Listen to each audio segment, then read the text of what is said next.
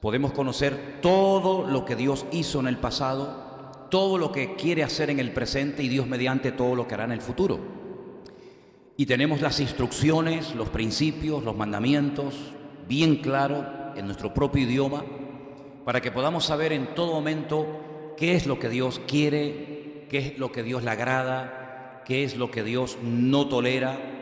Y no tengamos que improvisar, ni inventarnos, ni complicarnos la vida, sino que vayamos al manual, hermanos. Aquí tenemos el manual de la vida, el manual del Creador a su criatura, el ser humano.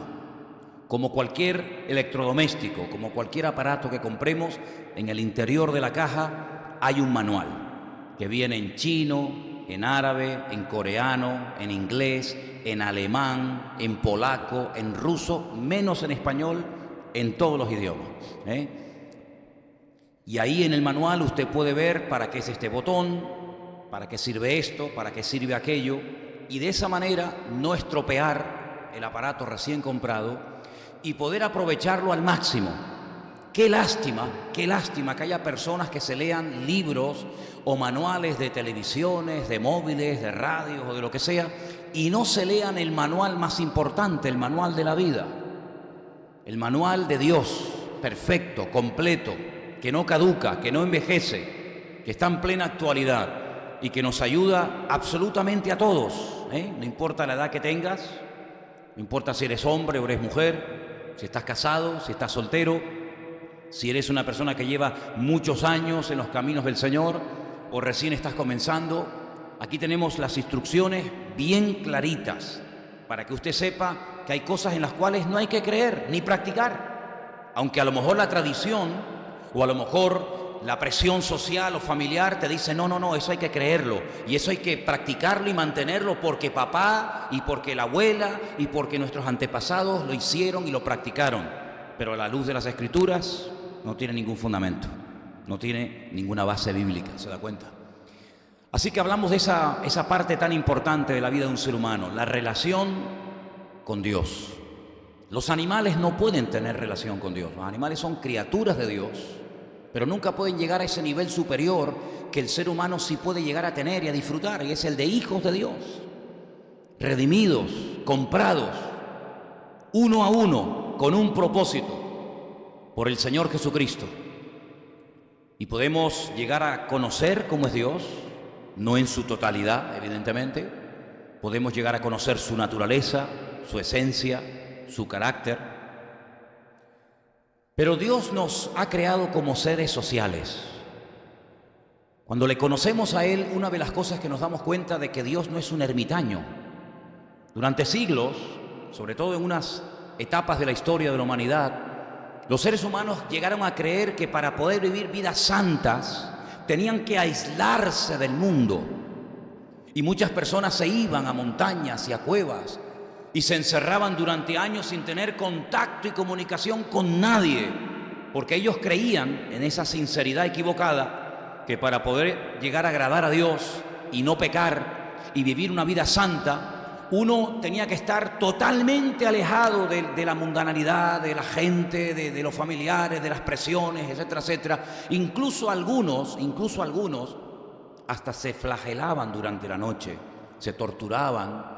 Había otros, y parece mentira que esto haya ocurrido a lo largo de la historia de la humanidad, construían enormes pilares, enormes columnas, se subían a lo alto para no tener ni siquiera contacto con la tierra, y de esa manera estar, digamos, lo más santos posible, sin tocar la tierra, sin hablar con nadie, sin ver a nadie, como auténticos ermitaños, y de esa manera, pues, agradar a Dios.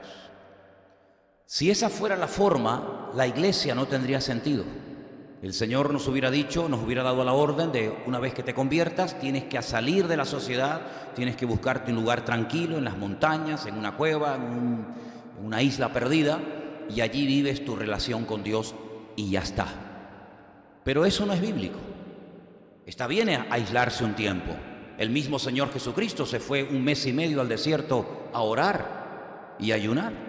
Está bien aislarse de vez en cuando y estar en un lugar tranquilo, pero la cruda realidad, nos guste o no, es que el Señor ha diseñado lo que llamamos y conocemos como la iglesia. Y la iglesia no es una palabra que se emplea única y exclusivamente para lo que nosotros entendemos que es la iglesia, el conjunto, el grupo de hermanos, sino que la palabra eclesia era una palabra muy usada en Grecia y no tenía nada que ver con los cristianos, absolutamente nada que ver, pero era como una palabra tan conocida que sobre todo el apóstol Pablo la tomó porque la gente conocía el significado de la palabra y la utiliza para hablar del grupo, de la asamblea de creyentes que se juntan con un propósito, y es el de adorar a Dios y estudiar sus escrituras y conocerlo y adorarlo a Él. Pero cuando se juntaban, por ejemplo, grupos de personas para hablar de cuestiones políticas, eso se llamaba eclesia. Era un grupo de personas, ¿verdad?, que se juntaban con la finalidad de debatir o de exponer un tema, una cuestión, digamos, política o deportiva o de cualquier otra índole. Bueno, pues esa reunión de personas que se llamaba en Grecia eclesia es la palabra que nosotros utilizamos para definir al grupo de creyentes que se reúnen en un lugar concreto durante unos cuantos días a la semana para compartir, para convivir, para aprender en el roce cotidiano, ¿verdad? Aunque no es demasiado, pero que podamos aprender a descubrir cuáles son nuestras carencias, nuestras virtudes, nuestros defectos, nuestros dones, nuestros talentos, etcétera, etcétera. Y dice la palabra que no es bíblico el dejar de congregarse. A veces uno se encuentra cristianos un tanto raros, un tanto extraños, que dicen, no, yo no necesito ir a la iglesia, yo me quedo en mi casa, yo leo la Biblia, yo oro y yo me hago mi culto y yo no tengo que congregarme, ni necesito de hermanos, ni de iglesia, ni de pastor, ni de alabanza, ni de nadie. Bueno, eso suena muy bonito, pero la cruda realidad es que eso no es bíblico. La Biblia dice que no tenemos que dejar de congregarnos. Dice, como algunos tienen por costumbre. Dice, pero ese versículo está en la Biblia. Sí, ya lo sé. Y ya había en aquellos tiempos de la Biblia hermanos que tenían la costumbre de no congregarse. Pues parece que sí. Parece que había creyentes que dejaron de congregarse, no sabemos los motivos, pero en la carta dirigida a los hebreos, el autor de esa carta dice, hermanos, no dejen ustedes de congregarse. Y cuando el apóstol Pablo, por ejemplo, le escribe a los hermanos de la ciudad de Corinto, ellos tenían un sistema de culto que lamentablemente se ha ido perdiendo a lo largo del tiempo. Nosotros no tenemos ese sistema, lamentablemente. Digo lamentablemente. Solamente conozco una iglesia que se llaman asambleas de hermanos, que sí han logrado mantener algo de aquel estilo de la Biblia, de aquel estilo de los primeros cristianos, y es cuando dice el apóstol Pablo, ¿tiene alguno salmo, tiene alguna doctrina, tiene alguna palabra? Pues los hermanos venían no solamente para estar sentados ahí 3/4 de hora, 1 hora, y escuchar una serie de alabanzas que más o menos puedes participar o no, y un mensaje que da una persona y todo el mundo más o menos en silencio y todo el mundo se va, sino que parece ser que las reuniones de los primeros hermanos nuestros en la fe no eran como nosotros hacemos los cultos hoy en día.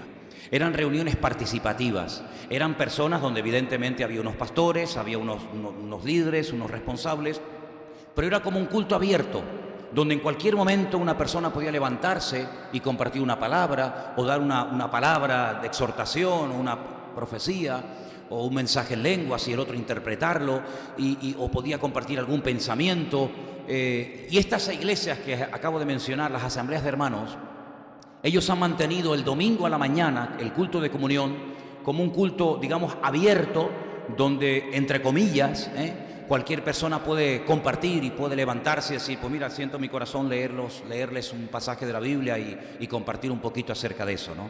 Entonces vemos que la vida cristiana no se ha diseñado para que cada uno la viva a su manera, ¿verdad? Y uno por aquí y uno por allá, sino que somos seres sociales y el Señor nos pone en algo que llamamos iglesia, para que ahí no solamente escuchemos, sino para que ahí también el Señor pueda tratar con nuestras vidas. Porque una de las cosas que dijimos en una de estas exposiciones o clases que dimos es que la iglesia es el taller de Dios. ¿Cuántos dicen amén?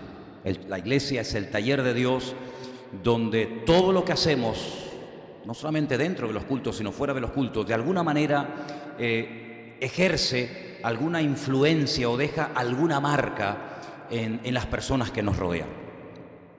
Nuestra relación con Dios es una relación directa, es una relación donde no hay intermediarios, donde yo puedo tener línea directa con mi Dios 24 horas al día, 365 días al año, de pie, sentado en la cama, en un hospital, en la cárcel, en un submarino, en un avión, en una iglesia, en mi casa, en el coche, donde me encuentre.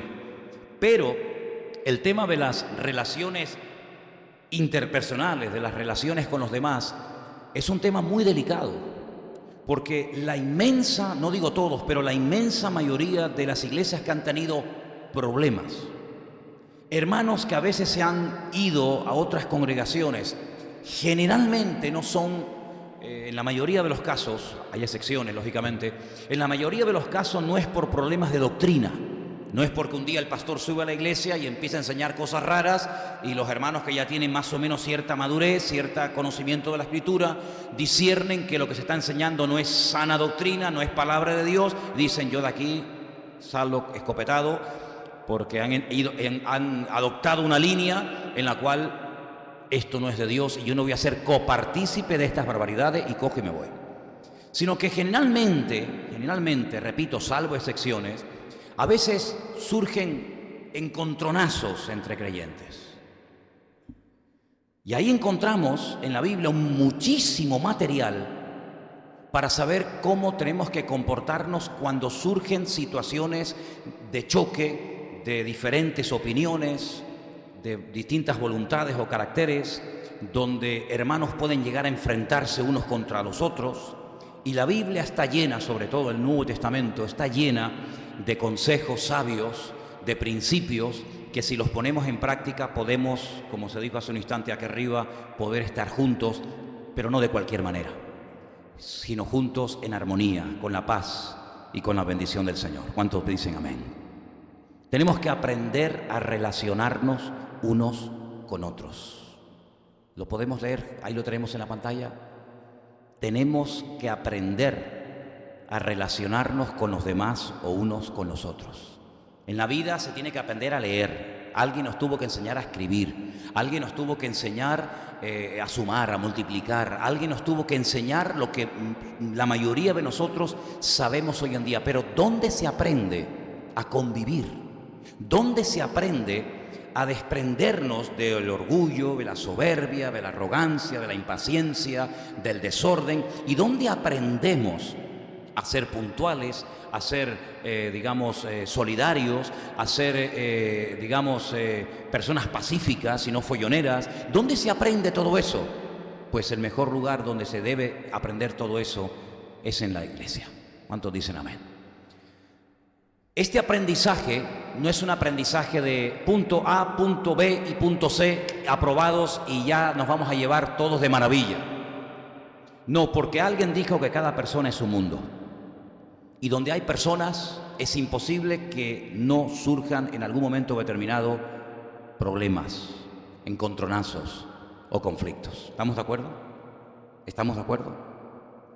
Dice la Biblia que una vez hubo una discusión no pequeña con unos hermanos que venían de una parte de Israel que querían imponer a la fuerza una serie de enseñanzas, y otra parte de la iglesia, de los cristianos, decían que no era correcto imponer ciertas y determinadas prácticas que tenían que ver con el judaísmo y con la ley de Moisés a los recién convertidos. Y se tuvo que hacer un primer concilio, todos ustedes saben, eso está en Hechos capítulo 15, y allí se juntó el liderazgo, y allí vemos cómo participó interviniendo el apóstol Pablo, y Pedro, y Santiago. Y dice que llegaron a acuerdos. ¿Acuerdos para qué? Para establecer la doctrina. Ya la doctrina estaba establecida. Y ya se sabía a estas alturas lo que había que creer y lo que no había que creer. Pero parece ser que el problema no estaba tanto, ya digo, en la doctrina, sino en cómo relacionar, cómo unificar distintas opiniones dentro de una iglesia donde hay ahora una mayoría de gentiles y una minoría de judíos. Ya la moneda se dio la vuelta y ahora hay problemas porque estos tienen unas costumbres, estos hermanos tienen otras costumbres, estos vienen de un trasfondo religioso, espiritual completamente diferente a estos hermanos que se acaban de convertir. Y ahora resulta que se encuentran en la misma congregación, se encuentran en la misma iglesia, en el mismo culto, y ahí empiezan los encontronazos, ahí empiezan los problemas de relaciones. También vimos cuando estudiamos digamos, en la vida o el ministerio del apóstol Pedro, como uno de los primeros problemas que hubo en la iglesia primitiva no fue de doctrina, sino que el primer problema que hubo en la congregación fue porque hubo murmuración. ¿Os acordáis? Murmuración a la hora de la comida. Uno decía, no, es que ¿por qué le estás poniendo más a ella? Ah, porque ella es judía, ¿verdad? ¿Y por qué le pones menos a mi madre? Porque ella no es judía, ella es gentil. Y entonces comenzaron a surgir encontronazos entre hermanos y llegaron a murmurar los unos contra los otros porque creían que estaban siendo tratados injustamente, que había favoritismo, que había como clases sociales dentro de la iglesia, y entonces tuvieron que nombrar a los primeros 7 diáconos para que, oye, se apaciguara la cosa y hubiera armonía y hubiera paz y que no se rompiera y se fuera la bendición de Dios por cuestiones de comida, ni mucho menos.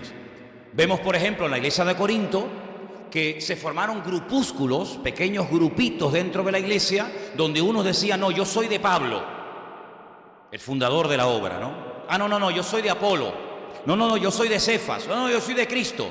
Y Pablo se entera de todos aquellos problemas que había en la congregación y tiene que poner orden diciendo, eso no puede ser, eso no es correcto, que yo soy de este y yo apoyo a este, y si apoyo a este estoy en contra del otro. ¿Os dais cuenta cómo en aquellos años, estamos hablando del primer siglo de la era cristiana, no habían pasado 400, ni 500, ni 1000 años, ni 100 años habían pasado, hermano, ni 100 años habían pasado y ya había problemas en las congregaciones, porque este chocaba con la otra chocaba con el otro? ¿Os acordáis cuando Pablo escribe la carta desde la cárcel a los filipenses? En el último capítulo dice, ruego a Evodia y a Síntique, 2 hermanas de la congregación, que sean de un mismo sentir en el Señor. Fíjate, no habían pasado ni 100 años y ya Pablo tiene que interceder y tiene que pedir que por favor, fulanita y menganita, Evodia y Síntique, unos nombres rarísimos, ¿verdad?, se lleven bien y que sean de un mismo sentir en el Señor. También el apóstol Pablo chocó tremendamente con Bernabé cuando en el segundo viaje misionero él no quería que fuera Marcos y Bernabé insistía en que había que llevarlo, y dice que hubo tal desacuerdo entre ellos que uno se fue por un lado y otro se fue por otro. Es tremendo, ¿verdad? Es tremendo ver cómo ya desde el principio de la iglesia había problemas entre hermanos. Las relaciones, ¿verdad?, chocaban, los distintos caracteres, las distintas opiniones, las distintas posturas que podía haber en cuanto a diferentes temas. Quiero que volvamos a la porción que se leyó esta tarde, Mateo capítulo 5, y estemos con esa porción abierta, porque esta cuestión de aprender a relacionarnos los unos con los otros va a ser un proceso de toda la vida, algo continuo. Algo que no nos va a resultar nada fácil, porque como dije hace un instante, cada persona es un mundo, y es un área en la que tenemos que invertir tiempo, y es un área en la que tenemos que trabajar arduamente, porque nuestra amistad y nuestra unidad como pueblo de Dios no puede estar basada, por favor escuchen bien esto, ni en emociones, ni en sentimientos, ni en intereses personales. Porque si nuestra unidad como iglesia, si nuestra amistad como hermanos está basada en estos 3 pilares que os acabo de comentar, vamos a tener gravísimos problemas. Porque nuestra amistad no está basada en emociones. Este me cae bien, este no me cae tan bien. No puede estar basada en intereses personales, no puede estar basada en sentimientos. Y esto es algo que los jóvenes tienen que tener mucho cuidado. Porque generalmente en la juventud, sobre todo los chicos, confunden a veces la amistad con el enamoramiento, con enamorarse, con el enamoramiento. Entonces las chicas tenéis que tener cuidado, porque si a un chico le sonríes, le hablas amablemente y le preguntas cómo está 2 o 3 veces, los chicos son tan tontorrones que piensan que estás enamorada de él, que llevas una semana sin dormir, que desde que te levantas hasta que te acuestas no paras de soñar y de pensar con él. Por eso te acercas tanto a mí y me saludas así. Pero como tú sabes que los chicos tienen este chip un poco distorsionado, tú lo que vas a hacer es prudencia, ¿verdad? Para que no se confunda la amistad o el interés que genuinamente tiene de saber cómo estás, o por qué no viniste el otro día al culto, o cómo estás hoy, etcétera, para que no lo confunda con lo que no tiene que en ningún momento pensar. Nuestra amistad y nuestras relaciones no tienen que estar basadas ni en sentimientos, ni en emociones, ni en intereses personales. Me llevo bien contigo porque hay algo de ti que me interesa. En el momento en el que lo obtenga, si te he visto, no me acuerdo. Dice la Biblia que había un chico, ¿veis? Había un chico que dice él que estaba tremendamente enamorado. Y un chico enamorado es medio tonto. Sí, totalmente. Porque químicamente, científicamente está demostrado que la química del cerebro, cuando uno está tremendamente enamorado, varía y se altera completamente. Esto está demostrado científicamente. Cuando un joven, sobre todo en la juventud, está una persona enamorada, esa persona químicamente no puede pensar con total claridad.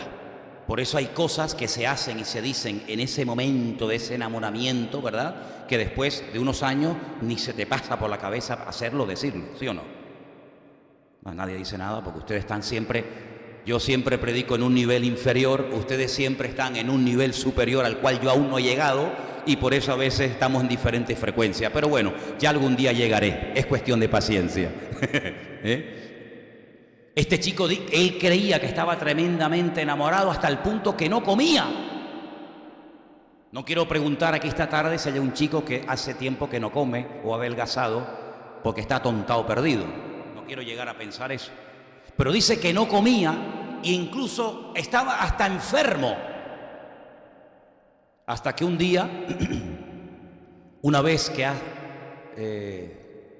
dado rienda suelta a su pasión, más que a su enamoramiento, dice que llegó a odiar con mayor amor a aquella chica. Su odio hacia aquella chica fue mayor que el amor con el que la había amado. ¿Qué te parece, amigo? Se confundió.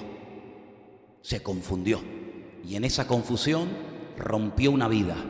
En esa confusión mezcló sus sentimientos con sus intereses personales, etcétera, etcétera, y destrozó una vida, y estoy hablando nada más y nada menos que de su propia hermana, con la cual abusó, tuvo relaciones con ella, y luego dice que la aborreció y no quería saber absolutamente nada con ella. Si queréis conocer más de esta historia, por supuesto está en la Biblia la historia de Tamar y Amnón, los hijos de David, ¿verdad? Ahora, en este tema de las relaciones entre hermanos, la congregación a lo largo de la vida, tenemos en el Sermón del Monte unas instrucciones muy interesantes. Fijaros que el Sermón del Monte es como la constitución del reino de Dios, ¿vale?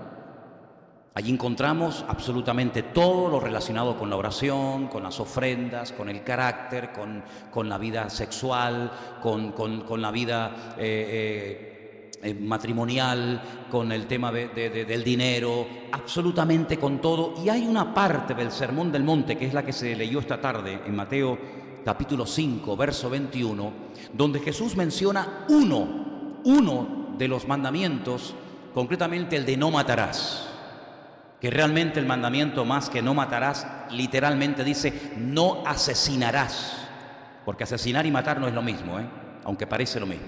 No asesinarás, porque si no puedo matar, ¿cómo Dios mandaba la guerra a su pueblo? Es una contradicción. Dice que no mate, pero luego me dice que vaya y los mate a todos. Entonces, ¿qué hago? ¿Los mato o no los mato? No asesinarás, que es muy diferente. Y el Señor dice, ustedes han oído ese mandamiento. Eso está escrito, está en la ley, está en la Torá. Dice, pero yo os digo, Él va mucho más allá del simple acto de matar físicamente a una persona. Y dice, yo os digo que cualquiera que se enoje contra su hermano será culpable de juicio, y cualquiera que le diga necio a su hermano será culpable ante el concilio, y cualquiera que le diga fatuo quedará expuesto al infierno de fuego. Estas palabras, raca, sobre todo, una de las que se menciona, por fatuo, por necio, era un insulto. Estúpido, tonto, imbécil, vacío de cabeza, que no sirves para nada. Era un insulto, era una forma de menospreciar a la persona. Ahora fíjate que del menosprecio se pasa automáticamente al insulto verbal. Tú menosprecias en tu corazón a una persona y por la boca, tarde o temprano, que es el instrumento por el cual se canaliza, ¿verdad?, la ira, el enojo, salen palabras que humillan y que matan espiritualmente a esa persona. El Señor está yendo mucho más allá de simplemente matar a una persona con una pistola, con un cuchillo, con una escopeta. Y Él dice que también se puede verbalmente se puede herir y se puede matar también a una persona. Y una de las cosas que dice el Señor es que cuidado con el tema de la ira. Ahora, he estudiado este tema y me llama la atención que en el texto, en griego, hay dos palabras diferentes para la palabra ira. Nosotros tenemos una sola en castellano, en español, ira. Pero en griego hay dos palabras. Una de ellas, la vamos a poner ahí en la pizarra, es la palabra timos. Esa es la primera palabra que significa ira. Pero también hay otra palabra, orgué, que significa también ira. ¿Cuál es la diferencia entre una y otra? Porque si las dos significan lo mismo, ¿por qué hay dos palabras para la misma palabra? Porque la primera palabra, timos, hace referencia a esa explosión de enfado que tan pronto viene como tan pronto se va. ¿Vale? No es la ira que perdura en el tiempo, ese enfado constante y permanente que, como esa leña al fuego que lanzamos para que no se termine nunca de apagar, que ya termina formando parte de tu carácter, de tu naturaleza, de tu esencia como persona, sino que timos es la persona que se enfada. Todavía no hemos llegado a esa frase. La persona que se enfada, pero que no mantiene el enfado. Por eso dice la Biblia, airaos, pero no pequéis. ¿Se airó alguna vez el Señor? Porque claro, si nuestro modelo a imitar es el Señor, la pregunta es, ¿en algún momento el Señor públicamente se airó en contra de algo o de alguien? Sí, por supuesto, por supuesto. Y no vamos a cuestionar aquí al Señor en su actuación de decir, madre mía, el Señor, ¿qué ha hecho? ¿Tú te atreverías a decirle al Señor, Señor, ¿qué has hecho? ¿Lo estás haciendo mal? Vamos, cuando el Señor entra en el templo y hace un látigo con las cuerdas y vuelca las mesas, Él no está entrando allí de una forma pacífica y amorosa, diciendo, chicos, ¿qué ha pasado aquí? A ver. Malo. Eso no se hace. Venga, de cara a la pared un ratito, venga. Si te portas bien te compro un helado. No. El Señor entró con ira. Habéis convertido mi casa en una cueva de ladrones. Y esto tiene que ser un lugar santo, sagrado. Esto tiene que ser una casa de oración. Y tiene que limpiar aquel lugar que lo han contaminado, que está inmundo a consecuencia del desorden y del pecado. Y claro que Dios tiene ira. Hombre, que sí tiene ira. Madre mía, cuando Dios demuestra su ira, amigo, esconde la cabeza bajo tierra, apaga la luz y vámonos, Porque cuando Dios dice basta, te manda un diluvio que te manda a la muerte de un plumazo a millones de personas, ¿O quién mandó el diluvio? ¿Quién mandó el diluvio? ¿El diablo? Tuvo 120 años aguantando el Señor, advirtiendo al pueblo a través de su siervo, de Noé. Y no había forma. Cuando Dios dijo basta, le dijo a Noé, entra adentro, cierra la puerta, que ahora se van a enterar quién soy yo. Dios mandó un diluvio que no dejó títere con cabeza, hermano. Y eso lo hizo el Señor en su ira santa. Y nadie puede cuestionar eso de Dios, porque tenía toda la razón y el derecho para estar enfadado el Señor, por supuesto. Y cuando confunde las lenguas y destroza la obra que están haciendo con la famosa Torre de Babel, ¿quién intervino allí? ¿Quién produjo aquel caos? ¿El diablo? No fue el Señor. ¿Y quién destruyó con fuego y azufre las ciudades de Sodoma y de Gomorra? ¿El diablo? El diablo estaba contento con aquella conducta. El diablo estaba en su salsa con el comportamiento de los ciudadanos, de los habitantes de Sodoma y Gomorra y de las ciudades vecinas. Pero cuando Dios dijo basta y sacó a sus hijos de allí, amigo, vete a ver hoy en día dónde estaba Sodoma y Gomorra. Allí no crece ni la hierba. Lo destruyó todo. Así que la ira del Señor es tan real que, bueno, yo pregunto una cosa. Los millones y millones y millones y millones de seres humanos que van a estar por la eternidad en el infierno, ¿quién creó el infierno? ¿Quién lo hizo? ¿Quién decide quién entra y quién no entra a la presencia de Dios? ¿Dios tiene ira o no tiene ira? Que Dios no es un pacifista, amigos. Un señor muy bueno con una manga muy ancha que al final dice, no pasa nada, no pasa nada. Ladrones, adúlteros, fornicarios, pecadores, no pasa nada. Yo soy un Dios bueno, suban todos, vamos a estar juntitos por la eternidad. No, ese no es nuestro Dios. Claro que Dios es un Dios de amor y creo que está bien claro que Dios es un Dios de amor, ¿sí o no? Si no fuera por eso ni tú ni yo estaríamos aquí. Y la misericordia de Dios clarísima, pero la justicia y la ira de Dios, que no te quepa la menor duda que el que más justo y el que más ira en un momento determinado puede llegar a derramar y a manifestar sin lugar a dudas es el Señor, por supuesto. Pero aquí se está hablando de esa ira permanente, constante, donde no hay misericordia, al contrario, hay un deseo de venganza. Y Pablo, o mejor dicho el Señor, y también Pablo hace referencia de que se tiene que quitar de nosotros el enojo, la gritería y la ira, también como vamos a leer ahora. Pero ¿de qué ira se refiere el Señor?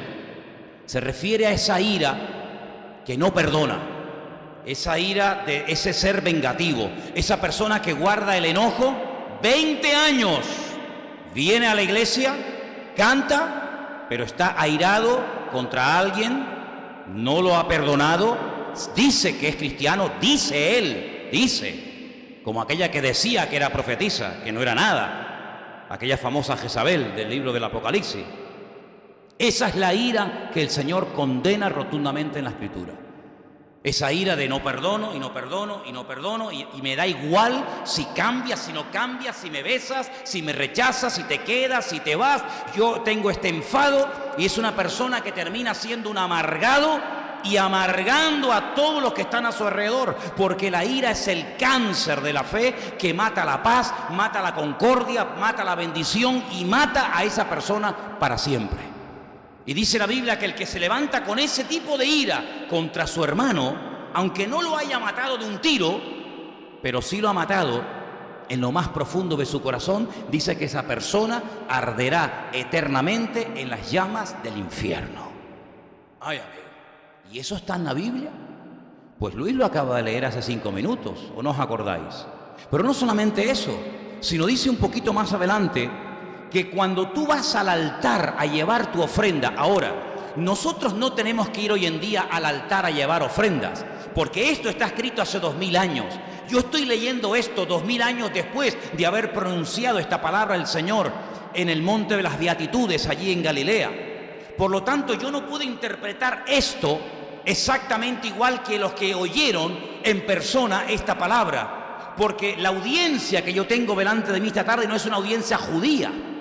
No estamos viviendo en Jerusalén con el templo a pleno rendimiento, pero el Señor Jesucristo estaba dirigiendo sus palabras a una generación que conocía perfectamente lo que era la menorá, lo que era el sumo sacerdote, lo que era el templo, lo que era los sacrificios, lo que era el altar, y eran mayoritariamente judíos.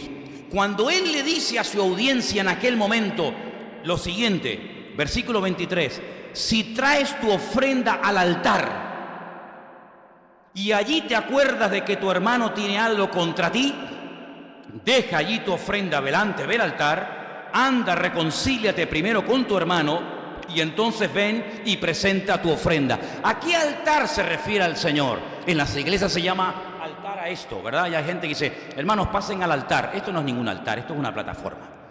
El altar al que se refiere Mateo capítulo 5 era el altar del sacrificio que estaba en el lugar del atrio en Jerusalén. Era un altar enorme donde la gente iba a presentar sacrificios de animales, cosa que hoy en día no existe, ni se debe hacer, porque tampoco se pueden hacer, porque no existe dicho altar, ni dicho lugar, ni dicho templo. Cuando la gente iba a Jerusalén, porque no se podía quedar en su casa a hacer un sacrificio y pedir perdón por sus pecados. Bueno, ¿y si vivía a 200 kilómetros del altar? Pues me da igual. El único lugar donde los pecadores tenían que ir a presentar sus sacrificios era el altar que estaba en Jerusalén. Y si usted vive en Roma, o si usted vive en España, o usted vive en Capernaum, o usted vive en Samaria, usted tiene que ir al lugar establecido por el Señor. Era algo tan importante, hermanos, que hay todo un libro que es el Manual del Levita, el famoso libro de Levítico, donde se decía cómo tenían que ser los animales, cómo tenían que llevarse, cómo tenían que sacrificarse, quién podía comer de esos animales y quién no podía comer, qué tipo de animal había que llevar según el pecado que había cometido, etcétera, etcétera. Era todo un ritual increíble. ¿Qué había que hacer con el animal muerto? ¿Qué partes había que comer? ¿Qué partes había que quemar? ¿Qué se hacía con la sangre? Etcétera, etcétera, etcétera. Toda la vida del judío en aquel tiempo giraba en torno al templo. Era el centro religioso de la época. Fíjate qué importante era esto, hermano. Que la gente iba allí al templo, al altar del sacrificio, a pedir perdón por sus pecados. Pero ¿y cómo lo hacía? Alguien que había cometido un pecado. Bueno, yo cojo un cordero, me voy a Jerusalén, toma, mátame el cordero, ¿qué pecado? No, no era así. No era así, con esa simpleza con la que algunos lo explican. No, porque los sacrificios no se crearon para sustituir el arrepentimiento del pueblo. ¿Cuántos dicen amén? Los sacrificios no se crearon como sustituto del arrepentimiento. Yo no estoy arrepentido, yo no voy a cambiar, pero yo cumplo con la ordenanza, con la liturgia. ¿Qué hay que llevar? Un cordero, toma el cordero. Pero yo a este no lo perdono. Yo he robado, yo no estoy arrepentido, pero yo traigo la oveja. No era así, no era así. De hecho, tanto en el Talmud, que es una literatura mucho después de Cristo, y en otros libros de la época, se decía que el arrepentimiento o los sacrificios no sustituían en ningún momento el arrepentimiento de la persona. Es más, el ladrón arrepentido, fijaros qué serio era esto, que no era suficiente con presentar un sacrificio y ya está. No, cuidado. ¿Os acordáis de la visita que hace el Señor Jesucristo a la casa de Zaqueo? ¿Os acordáis o no? Uno que era jefe de los publicanos y rico. Cuando entra Jesús a la casa de Zaqueo, ¿qué dice Zaqueo? Puesto en pie dijo: Señor, si en algo he defraudado a alguien, se lo devolveré cuadruplicado. Claro, es que tú como judío sabes que si a ti se te ocurre robarle una prenda, una oveja, un animal o algo a tu prójimo, a tu vecino o a quien sea, no es suficiente con decir: Señor, perdóname, pero te quedas con la oveja, te quedas con el par de zapatos que le has robado, te quedas con el burro, te quedas con el arado. No. Tú tienes que devolvérselo. Si tú has hecho uso de la oveja o de la vaca de tu amigo, de tu vecino, de tu hermano, tú la has ordeñado. Tú has comido de los terneros que te ha dado. ¿Y ahora qué te crees? ¿Que pidiendo perdón ya está todo solucionado? No. Eso es entre los cristianos hoy en día. Dice: perdóname. Ese es el jueguecito que algunos se traen. Pero es que eso no tiene nada que ver con la Escritura. Usted ha robado una oveja, usted devuelve la oveja y 4 más. ¿Y por qué? Porque Dios lo dice, para demostrar si verdaderamente estás arrepentido, porque el perdón que no te duele ni es perdón ni es nada. Te tiene que doler, amigo, tienes que humillarte y tienes que dar 4 veces más, y si no, no te hubieras llevado lo que no te corresponde. Y entonces el Señor se pone en pie y dice: hoy ha venido la salvación a esta casa. Ahora que vas a poner en práctica la palabra, déjate de teorías, sino ahora que ha venido a tu vida ese arrepentimiento, ese deseo de cambiar, ahora vamos a comenzar a hablar en serio. ¿Qué hacía Juan cuando la gente venía a ser bautizada al río Jordán? ¿Qué hacía Juan? Sí, venga, usted también, venga señora, vengan todos, esto es gratis. No, momentito. ¿Se quieren bautizar ustedes? Primeramente demuéstrenme que están arrepentidos. haced frutos dignos de arrepentimiento. Comparta su ropa, devuelva lo robado, y cuando yo vea que ustedes han cambiado, entonces vienen y yo los bautizo. Porque si ustedes no hacen eso previamente al bautismo, ustedes lo que están haciendo es mojarse, pero no están haciendo pasos para cambiar. Yo dije en una de estas clases que hemos dado, esta es la cuarta, que una cosa es mejorar y otra cosa muy distinta es cambiar. Y el Señor lo que quiere es que cambiemos. No, se está portando mejor, ya no me grita tanto como antes. Písale el callo para que tú veas si te grita o no. Se te tira a la yugular, te mete un mordisco como Drácula y te chupa la sangre. Claro, no toques el tema, ya verás qué bueno está. Toca el tema otra vez, mete el dedo en la llaga y vas a ver cómo el cordero se convierte otra vez en lobo, amigo. ¿Te das cuenta? Entonces, cuando uno va a la palabra, uno se encuentra que hay un tipo de ira no controlada que te controla a ti, que es la que se condena categóricamente en la palabra. Esa ira que pasa incluso a veces de generación en generación. Y te encuentras aquel hijo de aquel señor o aquel nieto que resulta que aún odia a alguien que él no sabe ni de lo que va la película, pero el padre le pasó al hijo y el hijo al nieto esa ira, ese enojo, esa rabia, esa violencia y esa agresividad, y te encuentras familias destrozadas por la ira, porque la ira no controlada siempre destruye al ser humano. ¿Cuántos dicen amén? Ahora, la ira, el enojo descontrolado, a veces es una forma de, entre comillas, de autodefensa. En las relaciones unos con otros se demuestra qué tipo de creyentes somos. Claro, en nuestra relación con Dios, el que sabe si estoy bien o estoy mal, ¿quién es? El Señor. Si yo me relaciono única y exclusivamente con el Señor, a través de su palabra, a través de la oración, el Señor sabe perfectamente si yo con mi relación con Él estoy bien.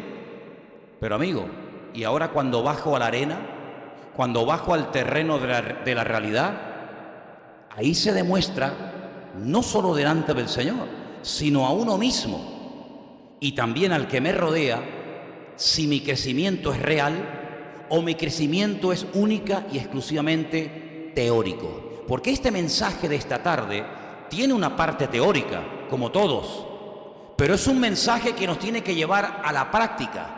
Porque si yo no llevo este mensaje a la práctica, ¿de qué me sirve? ¿De qué me sirve? Por lo tanto, en este tema de las relaciones con los demás o en las relaciones unos con otros, hay un camino tan largo que recorrer, hermanos, que nos va a llevar toda la vida dejarnos tratar por el Señor, para que nosotros, tratados por el Señor, no estemos haciéndole daño sin querer a personas que forman parte del mismo cuerpo y de la misma congregación donde el Señor me ha puesto. ¿Cuántos dicen amén? Quiero que vayamos a esos dos textos que les dije. Primero vamos al de Colosenses. Colosenses 3:8. Miren qué bonito. Pero ahora dejad también vosotros todas estas cosas. Y menciona la ira, el enojo, la malicia, la blasfemia, las palabras deshonestas de vuestra boca. ¿Os dais cuenta cómo menciona la ira? Pero hermano, la Biblia dice: airaos, pero no pequéis. Airaos, pero no pequéis. No se ponga el sol sobre vuestro enojo. Es decir, arreglen las cosas lo antes posible. ¿Cómo es posible que matrimonios que lleven 50 y 60 años de casados salgan en televisión, en radio y en los periódicos continuamente? Señor de 75 años mató a su mujer de 28 puñaladas porque la quería y luego se ahorcó. Y dice, ¿cómo es posible? ¿Verdad? ¿Cómo es posible esto? Pues no será el primer ni el último caso en España, en este país, que ocurren casos como estos. ¿Es que acaso la ira va desapareciendo con el paso del tiempo? ¿Así? ¿Un señor de 80 años no tiene la ira que puede tener un chico de 20? No me digas, no me digas. Pues estamos viendo constantemente personas que no importa la edad que tengan, ni la cultura, ni si son de campo o son de ciudad, vemos que personas con muy avanzada edad son capaces de levantarse y asesinar y descuartizar y darle hachazos a su mujer hasta el punto de matarla. ¿Qué te parece? Y luego algunos dicen, intentó matarse, pero no lo consiguió. ¿Qué cosa? Y con la otra tuvo una puntería tremenda y con él. Otro versículo muy interesante acerca de la ira es Santiago, capítulo 1, verso 20. Y dice así, Santiago 1:20, porque la ira del hombre no obra la justicia de Dios. Este es buenísimo. Cuando la ira domina las circunstancias, cuando la ira como caballo desbocado pierdes el control, aunque Dios quiera obrar, tu carácter ha contaminado de tal manera el ambiente que cuando la ira del hombre se manifiesta, la justicia de Dios no se puede bajo ningún concepto manifestar. Ahora, hay cosas que nosotros podemos hacer y también podemos evitar para fortalecer y para enriquecer las relaciones. Por ejemplo, un consejo que yo siempre doy, y espero que lo cumplamos, es no estés siempre con la misma gente. Abre tu círculo de amistades. Siempre estás con los mismos o con las mismas. ¿Por qué? Si la iglesia es el taller y el lugar donde Dios te puede poner en contacto con personas de otra edad, de otra cultura, de otro nivel, ¿por qué no lo aprovechas? ¿Por qué única y exclusivamente tienes un círculo tan reducido de amigos o de amigas y te pierdes la riqueza de poder entrar en contacto con otras personas que seguramente fuera del ambiente o del círculo de la iglesia nunca conocerías? Pero que sin embargo el Señor a tu lado pone a un señor de edad y pone a un niño y pone a una señora y pone a un hermano de miles de kilómetros de distancia de aquí, de otro país o de otra cultura, para que entre todos podamos disfrutar y enriquecernos mutuamente los unos a los otros. Entonces mi primer consejo es: amplía tu círculo de amistades dentro de la congregación. ¿Cuántos dicen amén? ¿Lo van a hacer? Este lado no ha dicho nadie amén. ¿Lo vais a hacer? ¿Lo vais a hacer? 3. ¿Lo vais a hacer? 5-3. Vale. ¿Qué te parece? Amplía, mijo. Saluda a todos antes y después del culto. ¿Lo vais a hacer?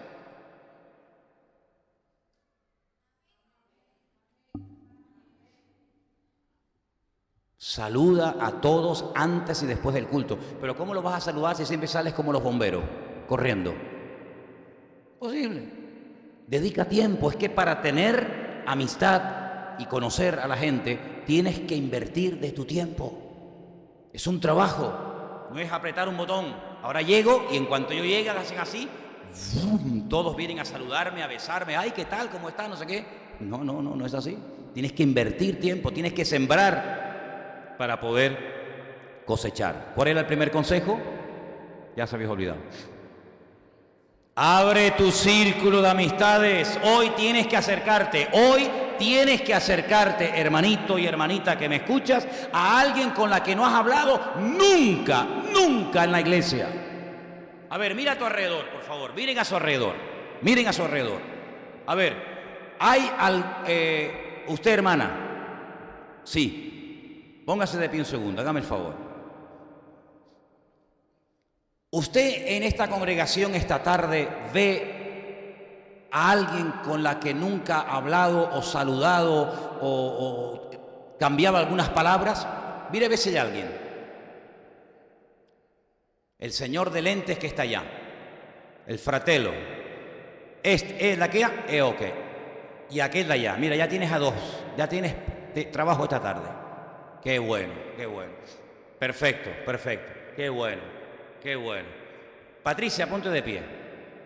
Mira a tu alrededor. ¿Hay alguien en la congregación con la cual tú nunca has hablado, ni le has saludado, ni le has dicho nada, aunque a lo mejor lo has encontrado en la iglesia? Fíjate. A ver, mira para atrás, para arriba, para todos los lados. ¿Hay alguien? El chiquito que está aquí. Ya tienes trabajo. Nuria, ahí arriba, mira para abajo. ¿Hay alguien aquí en la congregación que tú ves con la cual nunca has hablado, nunca te has relacionado, no le has preguntado, hola, ¿qué tal? ¿Cómo estás? ¿Cómo te llamas? ¿Dónde vives? La chica de... A ver, vienen para allá las dos chiquitas. ¿Cuál de las dos? Ella, ¿no? Pues ya sabe, después del culto. Hermanos, seguro que, no digo todos, pero algunos de ustedes en esta tarde, seguramente no conoces a la persona que está detrás de ti. Y es tu hermano en Cristo.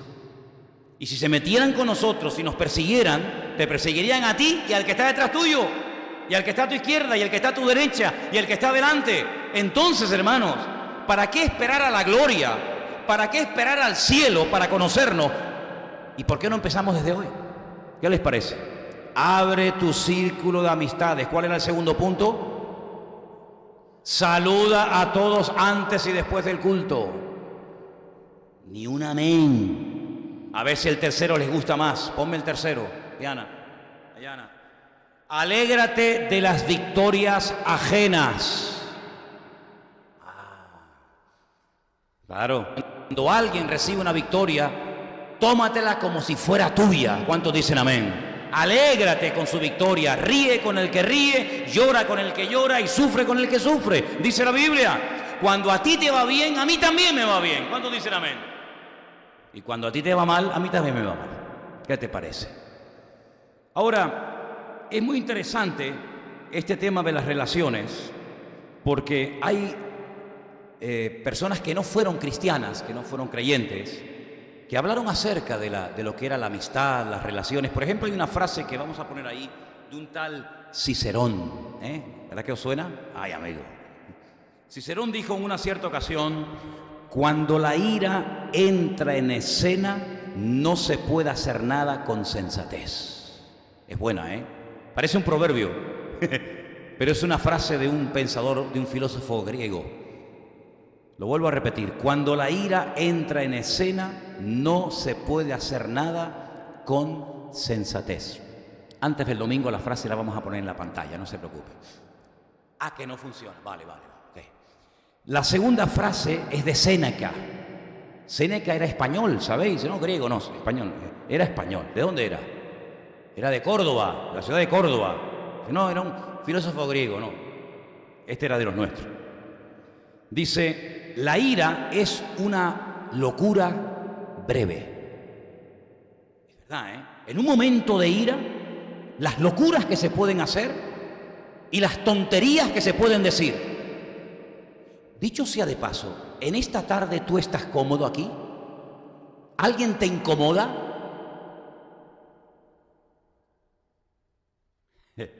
¿Alguien te pone nervioso? Es interesante esto, ¿eh? Y yo sé por qué lo digo. Porque yo tengo discernimiento espiritual y soy el pastor de la iglesia. Y cuando en una congregación o cuando en un ambiente alguien te pone nervioso, te pone de mal humor y no estás cómodo, es en ese área donde Dios te está hablando y quiere tratar contigo. Y por eso vuelvo a repetir y cada día estoy más convencido de ello, que el lugar donde más me puede llegar a tratar y a descubrir el Señor es en la iglesia. Y mira que pasamos poquito tiempo, pasamos muy poco tiempo en proporción al tiempo que pasamos fuera. Pero en este corto periodo de tiempo que pasamos aquí, unas cuantas horas relativamente, ¿cuánto de nosotros puede salir a la luz a través de los mensajes, a través del tiempo, de las horas que pasamos aquí los unos con los otros?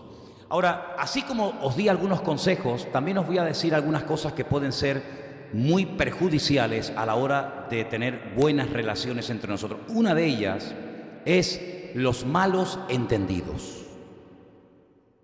Es que yo creía, yo no creí nunca en ningún momento eso. Ay, es que yo pensaba, es que yo no pienso. ¿Cuántas veces los malos entendidos pueden llevar a una persona a la locura? Dice la Biblia que algunos judíos cuando vieron a Pablo en Jerusalén, ¿os acordáis? Pensaban, ellos creían que Pablo había metido gentiles en el templo. Hermano, nada más lejos de la realidad, era falso. Pero se corrió el rumor de que este hombre ha metido en nuestro templo sagrado a gentiles, cosa que no podían hacer. Y entonces fueron, lo prendieron, lo llevaron al tribuno. Bueno, hermano, no lo mataron de milagro. Y todo estaba basado en una falsa premisa. Cuando empezamos mal, terminamos peor. Los malos entendidos tienen que ser aclarados cuanto antes. Oye, una pregunta, ¿tú dijiste aquello el otro día por mí? ¿El qué? ¿Que hay una persona muy fea en la iglesia? No. En ningún momento pensé en ti. Oye, pues llevo 18 meses que no duermo, ¿eh? Pues no veas el sueño que te has perdido por boba. ¿Eh? Aclaren las cosas, hermano. Cuando tú pasaste el otro día por el pasillo no me saludaste porque tienes algo contra mí, ¿verdad? ¿Yo? No, es que yo ni me di cuenta que tú estabas allí. Ay, pues mira, me quitas un peso de encima porque yo pensé que te caía mal. Ay, amigo, un mal pensamiento, un mal entendido puede llevar a arruinar una iglesia, a un matrimonio, a una vida, a un grupo hermoso de jóvenes. Por eso, hermanos, nunca le demos lugar ni alimentemos malos entendidos, porque los malos entendidos nos llevan a un nivel muy peligroso, que es el de criticar y el de juzgar a una persona porque creemos que le caemos mal o que no nos entiende o que no nos ama o aquello o lo otro. La Biblia prohíbe categóricamente que entre los cristianos exista crítica, totalmente prohibido. Es un cáncer. La Biblia prohíbe juzgar a una persona e incluso a veces hasta por su apariencia. Os voy a contar un secreto, un chisme evangélico. ¿Os gustan los chismes, eh? Una vez fui a una iglesia y vi a una señora, una hermana, que cuando la vi, su apariencia, yo dije para mí, madre mía, es como un pitbull. Tiene que tener un carácter seria, algo tremendo. Imponía el aspecto de esta hermana, además era una cachorra, imponía. Mira, jamás en mi vida ha sido una de las pocas personas que he conocido de verdad que me ha caído de maravilla, una persona noble, pero su aspecto, su forma de ser de entrada, te metía miedo. Y las apariencias, ¿qué pasa? Engañan. Entonces, cuidado con juzgar a priori sin conocer a una persona.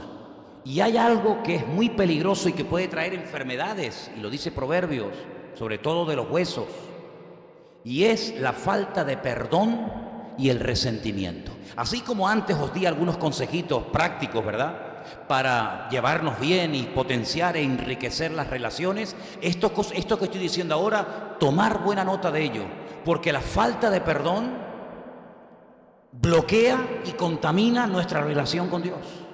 La Biblia dice, y ustedes conocen ese versículo de memoria, que si llegamos a creer que yo estoy bien con Dios, pero que llego a aborrecer a mi hermano, dice, yo soy un mentiroso. Y es increíble ver a veces a personas que no le dan importancia al hecho de yo con esta persona no quiero hablar más. ¿Y usted se llama cristiano? Usted no puede utilizar ese título de cristiano, porque el cristiano es una persona que siempre, sí o sí, con razón o sin razón, siempre perdona y no le puede jamás dar lugar al resentimiento, a la amargura, a la venganza y muchísimo menos decir, eso que te está pasando es por aquello que tú me hiciste. Aguántate. Yo sé que ustedes están siempre en un nivel diferente. Yo siempre predico desde AM y ustedes están en la FM, ¿vale?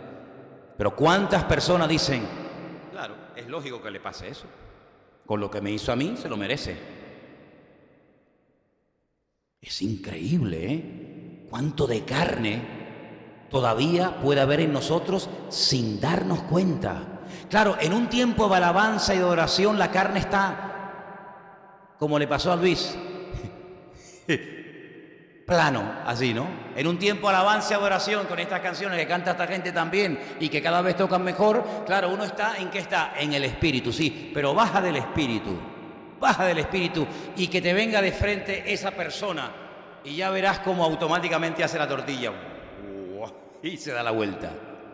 Y es en esas áreas donde Dios nos quiere tratar. Dios no cambia a nadie en la alabanza y en la adoración. Dios cambia en el trato los unos con los otros. ¿Cuántos dicen amén? Porque aquí hay una relación vertical y hay una relación horizontal. Qué bonita la forma de la cruz, ¿eh? Qué bonita la forma de la cruz, ¿eh? El palo más largo, ¿cuál es? El vertical, el que habla de mi relación con el Señor. Perfecto, pero no te olvides que la cruz también tiene un palo, tiene un travesaño horizontal que me habla de mi relación con mi prójimo. El Señor levantaba la mirada y hablaba al Padre, pero no te olvides que aquí hay un ladrón y aquí hay otro ladrón y aquí hay circunstancias y aquí hay cosas. Este se va a burlar, el otro te va a pedir favores, el otro que se ríe de ti, el otro que te bajes de la cruz, el otro que sálvate a ti mismo y a nosotros, el otro que si eres tan poderoso. Todo eso tiene que ver con este plano, con esta dimensión, con lo otro. Padre, encomiendo a ti mi espíritu, ¿verdad? Con eso no hay problema. El problema siempre surge a este nivel inferior en el cual de momento vivimos, hasta que Dios lo permita. Y por lo que vemos, todavía el Señor con Luis y con todos nosotros nos quiere tener aquí, porque todavía nos tiene que pulir. ¿Cuántos dicen amén? Porque dice que nos quiere quitar las manchas y las arrugas. Oye, eso de las arrugas me ha gustado, ¿eh? Lo de las manchas uno lo lleva bien porque, oye, más o menos uno viene limpito, ¿no? Pero lo de las arrugas, uno se mira por la mañana al espejo y dice, esta la semana pasada yo no tenía esto. Elena, tienes que limpiar el espejo, que este espejo me hace arrugas, ¿eh? Sin manchas y sin arrugas nos quiere ver el Señor. ¿Cuántos dicen amén? Sin arrugas quiere decir que nos quiere ver jóvenes, renovados, bendecidos, en plena comunión con Él y los unos con nosotros. Quiero también compartir algo que me ha llamado mucho la atención, y es lo siguiente. Cuando la persona iba al templo, al altar, a presentar el sacrificio, tenía que poner, la costumbre era, las manos fuertemente sobre el animal, y era como una especie de que se traspasaba la maldad, el pecado de la persona, confesaba el pecado públicamente, y ese animal moría. Era un animal inocente, evidentemente, en sustitución del pecador. Pero tenía que haber previamente una confesión pública de pecado. Tenía que haber una rectificación del pecado, porque si no, como dije antes, el sacrificio no sustituía nunca el perdón. Ahora, hay un versículo que encontré en esta mañana extraordinario, que viene como anillo al dedo a lo que voy a decir, y tiene que ver con una situación de la vida donde un rey, al cual todos amamos y respetamos, es nuestro queridísimo rey David, comete un pecado tremendo. Como es el rey, cualquiera se le acerca a llamarle la atención al rey. Te juegas la vida, amigo. Pero hay un profeta. El profeta tiene que tener una característica, y es la valentía. Porque habla lo que nadie quiere hablar, porque se atreve a decir y a señalar con el pecado lo que nadie señala y cuestiona. Pero él llega y exhorta y reprende al rey David. Y el rey David hace una oración. Yo no creo que todas haya escrito, pero sí creo que parte de esa oración de arrepentimiento está escrita en el Salmo 51. Y en ese salmo, que es una oración extraordinaria, hay algo que yo leía esta mañana que lo subrayé y dije, voy a leer este versículo esta tarde porque viene de maravilla con lo que estoy diciendo. El Salmo 51, verso 17 dice así: los sacrificios de Dios son el espíritu quebrantado.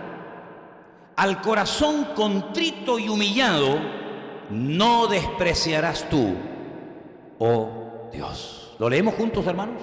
Es buenísimo, ¿eh? Vamos.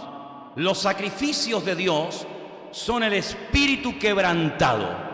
Al corazón contrito y humillado no despreciarás tú, oh Dios.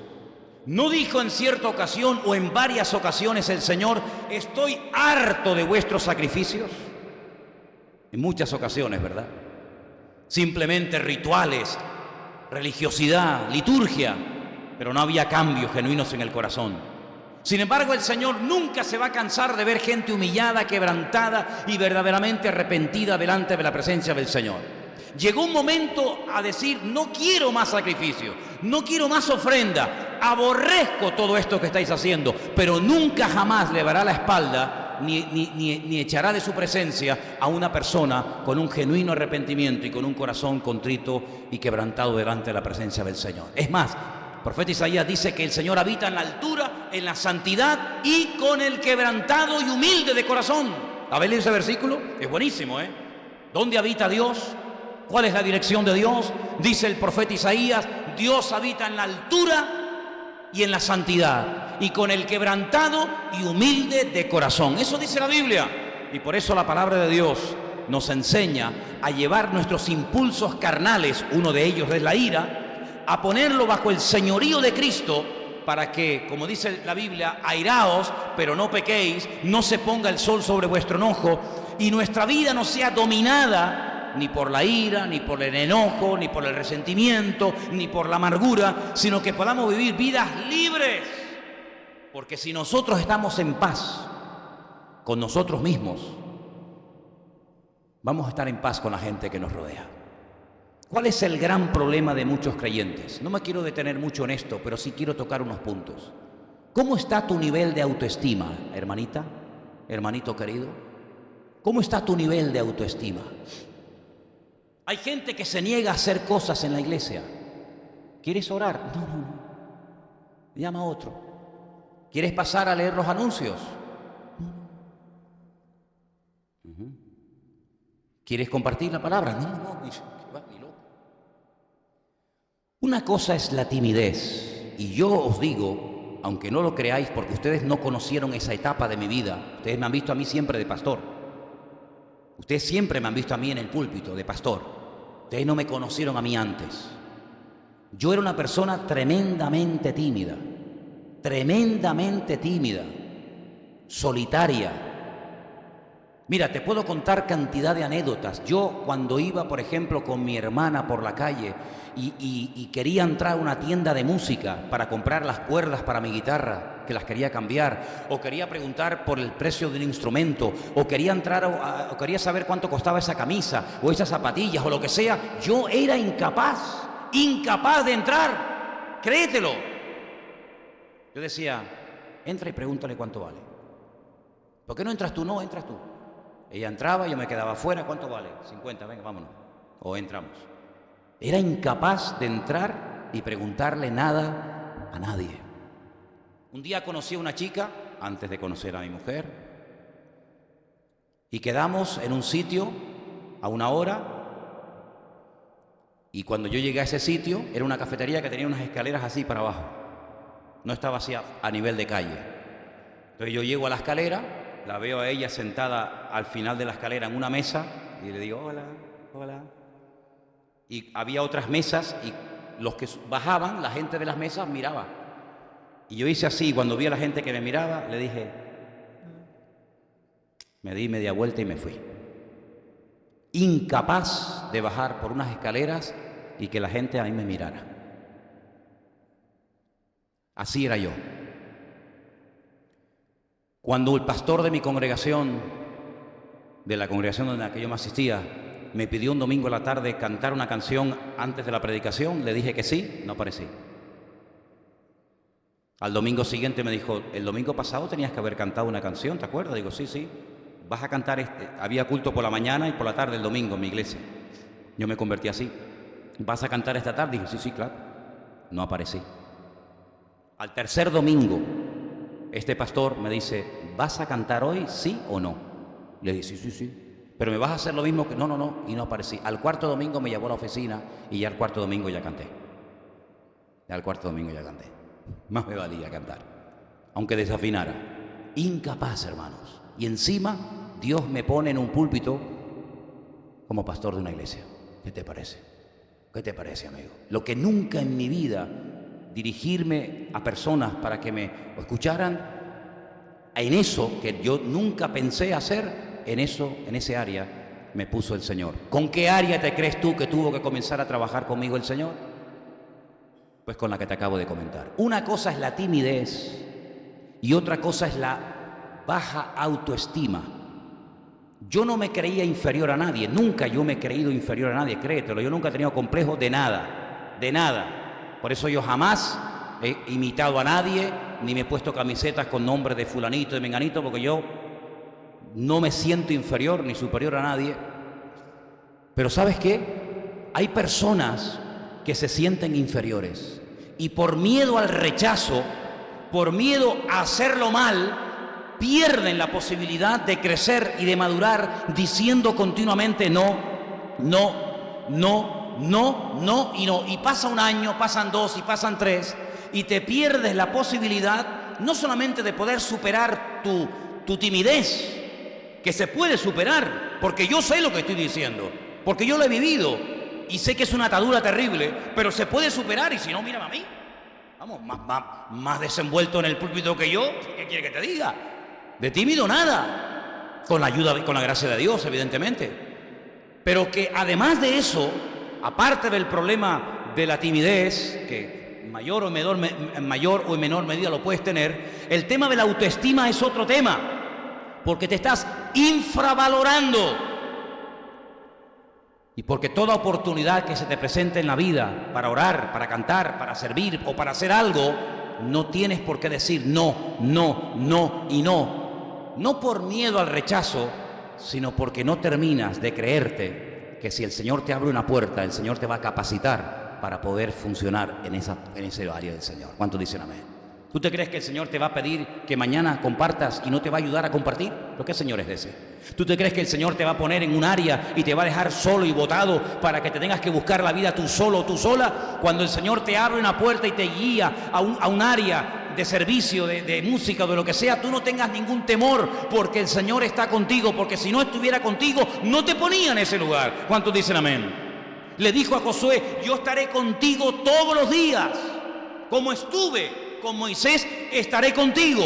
Gloria a Dios, qué bien. Sí, pero ahora esfuérzate y sé valiente. Levántate y ve a pelear. ¿Pero estás conmigo? Claro, por eso tienes que ir a pelear, porque si no estuvieras tú conmigo, ¿cómo voy yo a ir a pelear contra los filisteos, contra los amorreos? Es imposible. Si el Señor te dice ve a la batalla, es porque el Señor ya ganó esa batalla antes de que tú fueras, y por eso te lleva. Él pelea la batalla y te permite a ti estar en primera línea, para que reconozcas que el Señor es todopoderoso y que nadie te podrá hacer frente en todos los días de tu vida. Así que a partir de ahora, nadie le dice al pastor, no quiero esto, no quiero aquello, no quiero tal, porque el Señor, puerta que te abra, puerta que puedes utilizar para crecer y madurar y servir al Señor. ¿Cuántos dicen amén? ¿Cuántos dicen amén? Déjame oírte. ¿Cuántos dicen amén? Ok, perfecto, lo tengo grabado en el chic. Y termino. Tengo un salmo, bueno, el salmo ya lo hemos leído, pero lo que sí quiero decir con todo esto de las relaciones unos con otros es que tenemos que comenzar a derribar barreras y a establecer puentes. No esté siempre a la defensiva. Ese es un gran problema típico de la idiosincrasia de Canarias. Si yo estuviera en Andalucía, que he estado viviendo y conozco allí, conozco cuáles son sus defectos, sus virtudes, o en Galicia, o los vascos, o los catalanes, o tal. Uno de los problemas que a veces existe aquí en Canarias es que la gente, de entrada, ya está a la defensiva. Y yo quiero que todos ustedes se nos meta en la cabeza, queridos hermanos, que tal y como tú eres, Dios te acepta y te ama. ¿Cuántos dicen amén? Así, tal y como tú estás ahora mismo, así. Aunque no cambiaras, Dios te acepta y te ama tal y como tú eres. Haz así y date un besito a ti misma. Así. Qué guapa que soy. Aleluya. Gracias, Señor, porque me quieres mucho. Ya está, ya está. Dios te ha hecho así. Dios te ha creado con esa estatura. Ay, Señor. Sí, mijo.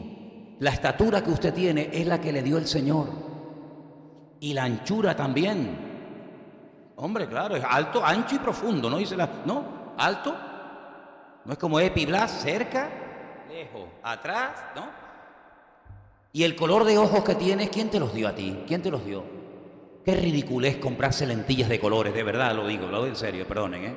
Si tú las quieres comprar, allá tú, pero con los ojazos que yo tengo, con los ojazos que tú tienes, muchacha, comprarte lentillas de colores. Tú estás loca. Si los ojos más bonitos del mundo son los que tú tienes, ¿o no? Porque son los que me dio mi Padre querido, son los que me dio mi Señor. ¿Y mi color de piel? ¿Quién te lo dio, mija? Me lo dio el Señor. ¿Y los padres que tengo? ¿Y de dónde saliste tú, papá? ¿De dónde saliste tú, mija? De la unión de papá y mamá. Sí, pero es que tú olvídate de tú ponlos juntos. Sí, ponlos juntos. Así. Juntitos, ¿quién salió? ¿Quién salió de estos juntitos? Tú, ¿verdad? Pues gloria a Dios. Porque si no se hubieran conocido, yo no hubiera nacido. Entonces, gracias a Dios por y por esta, porque gracias a esta unión que Dios permitió, yo estoy aquí hoy. Sí, pero es que otra vez que lo ponga juntito, así, juntito. Cada persona tendrá que rendir cuenta delante de Dios, pero yo doy gracias a Dios, porque gracias a este y a esta, yo estoy aquí esta tarde. Así que gloria a Dios por mis padres. Fíjate tú, en el caso mío, mi padre de una provincia de la península, mi madre de Las Palmas de Gran Canaria, y se conocen en Venezuela. Una cosa de loco. Pero el Señor tiene todo bajo su control. ¿Cuántos dicen amén? ¿Cuántos dicen amén? Así que a partir de hoy comience usted a darle gracias a Dios por todo. No se queje por nada. ¿Cuál es la mejor mujer que usted tiene? La que tienes ahora. No la que quieres tener, no, la que tienes ahora. ¿Cuáles son los mejores hijos que tú tienes? ¿Cuáles son los mejores hijos? Los que tienes ahora. Los que tienes ahora son tus mejores hijos. ¿Cuál es tu mejor papá? El que tienes ahora. ¿Cuál es tu mejor marido? El que tienes ahora. Amén, hermana. Amén. No te oí decir amén, Elena, ¿eh? No te oí. Vamos a escuchar. Elena, amén. Escuche. Elena, amén.